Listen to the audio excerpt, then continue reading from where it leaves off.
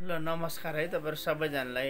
यो सानो एउटा फेरि कृष्ण भजनको अस्ति धुन बज्यो सिकाइदिएको जस्तै गरेर यो दही चोरी खाने ठेकी भाँडा लुकाउने भन्ने सिकाइदिनु न सर भनेर भन्नुभयो है। ठिकै छ ल, यो एउटा सानो टुक्रा अगाडिको पछाडिको त त्यस्तै हुन्छ है। यो सुन्नु त यस्तो हुन्छ यो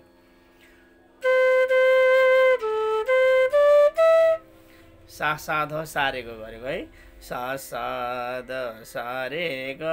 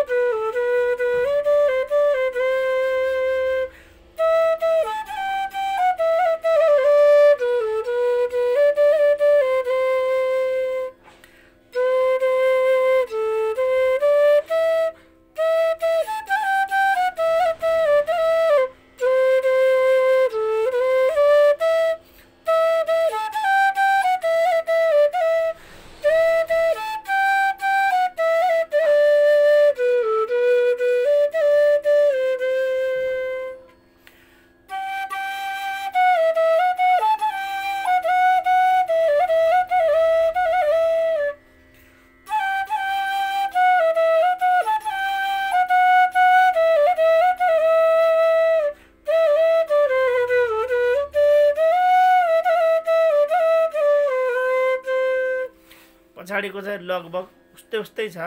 धुन बज्यो भन्नेमा अगाडिको मात्र आलाप आज मैले सिकाइदिएको। दही चोरी खाने भन्ने बेलामा कसरी दही चोरी खाने ठेके बाँडा फुटाउने, दही चोरी खाने ठेके बाँडा फुटाउने, कृष्ण तिम्रो त्यो बानी कहिले नजाने भन्ने छ नि त होइन। त्यति मात्रै सिकाइदिएको। पछाडिको यो एकदम सादा के छ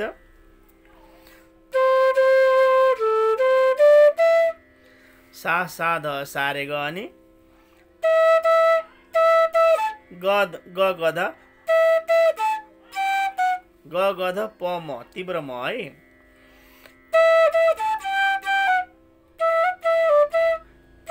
अनि गम गरे ग गरेको है। अनि फेरि ग गध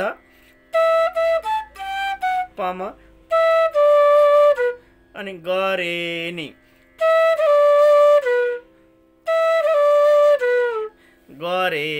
ध गरेर ठ्याक्क बस्ने के।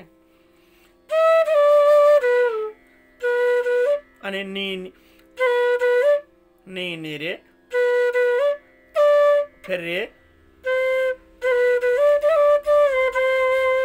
यति हो। अब यो सरर बजाउँदा कस्तो हुन्छ हेर्नु तपाईँलाई मैले सबै औँला पनि चालेर देखाइदिएँ, नोट पनि भनिदिएँ। अब यो अलिकति बजाउँदा आएपछि के हुने भयो अब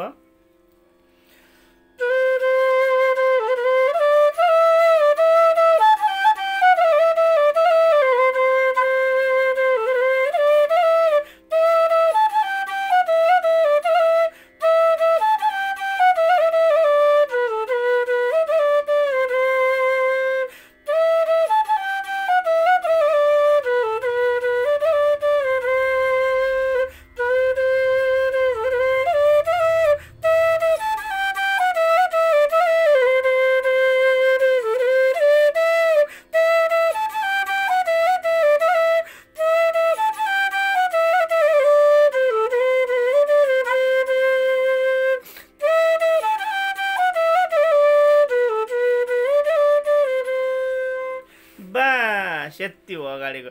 अरू त मैले अस्तिको धुन बजेकोमा सिकाएको र यो गीतको पछाडिको हुने चाहिँ लगभग उस्तै छ। ल तपाईँहरू सबैजनालाई धेरै धेरै धन्यवाद। बाँसुरीको अब हाम्रो पुर्खा बाँसुरीको गुरुबाउको लास्टको गुरुबाउ श्रीकृष्ण भगवानको आज हामीले छ्यास लाएर यसो बजाउने कोसिस गऱ्यौँ है। ल आगामी दिनमा फेरि यस्तो गर्दै गरौँला। तपाईँहरू सबजनालाई मेरो तर्फबाट बाँसुरी राम्रो बजाउनुहोस्, आनन्द लिनुहोस्, मजा लिनुहोस्, जिन्दगीको स्वाद चाहिँ मजासँग चाहिँ स्वास्वादन गर्नुहोला। हस् त, धेरै धेरै धन्यवाद।